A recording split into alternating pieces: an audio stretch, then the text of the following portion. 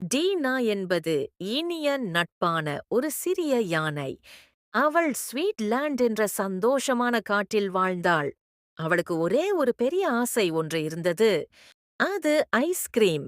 அவள் strawberry, mango, chocolate, bubblegum போன்ற அனைத்து ஃப்ளேவர் ஐஸ்கிரீம்களையும் மிகவும் விரும்பினாள். அவள் தினமும் ஐஸ்கிரீம் சாப்பிட விரும்பினாள்.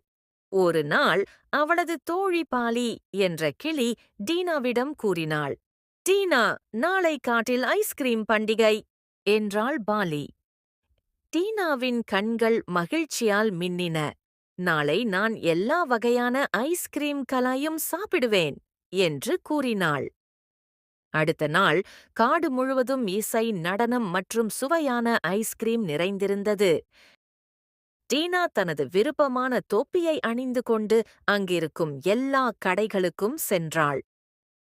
அவள் mango, cherry, chocolate, banana, watermelon, spicy chilli ice cream கூட சாப்பிட்டாள்.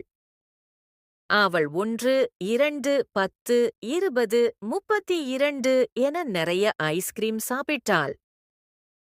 திடீரென டீனாவிற்கு வயிறு வலி வந்தது. எனது வயிறு வலிக்கிறது என்று அவள் கை வைத்து கூறினாள்.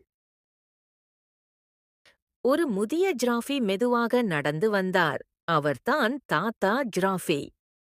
அவர் சிரித்துக்கொண்டே கூறினார், ஐஸ்கிரீம் மிக அதிகம் சாப்பிடுவது நல்லது அல்ல. அவற்றை நண்பர்களுடன் பகிர்ந்து கொள்வது சிறந்தது என்றார். டீனா அவளிடம் இருந்த எக்ஸ்ட்ரா ஐஸ்கிரீமை பார்த்தாள். சில நிமிடங்கள் யோசித்தாள். பிறகு, ஆம், நான் பகிர்வேன் என்று சொன்னாள். அவள் நண்பர்களான பாலி என்ற கிளி, மொமோ என்ற குரங்கு, லில்லி என்ற புலி மற்றும் ரைனோவை ஐஸ்கிரீம் சாப்பிடுவதற்காக அழைத்தாள். அனைவரும் வாருங்கள், அனைவருக்கும் போதுமான ஐஸ்கிரீம் உள்ளது. எல்லாரும் சேர்ந்து சாப்பிடலாம் என்றாள் டீனா. அனைவரும் ஒரு மரத்துக்கு கீழ் அமர்ந்தனர். அவர்கள் சிரித்துக்கொண்டு விளையாடினர் மற்றும் ஒன்றாக ஐஸ்கிரீம் சாப்பிட்டனர். டீனா அவற்றைக் கண்டு மகிழ்ச்சியடைந்தாள். அந்த நாளிலிருந்து டீனா இன்னும் ஐஸ்கிரீம்களை விரும்பினாள். ஆனால் இப்போது அவள் 1 அல்லது 2 ஐஸ்கிரீம் மட்டும் சாப்பிடுவாள். மற்ற ஐஸ்கிரீமை அவள் எப்போதும் நண்பர்களுடன் பகிர்ந்து கொள்வாள். ஏனெனில் டீனா ஒரு சிறந்த பாடம் கற்றுக்கொண்டாள். பகிர்வது தனியாக சாப்பிடுவதை விட இனிது என்று உணர்ந்தாள்.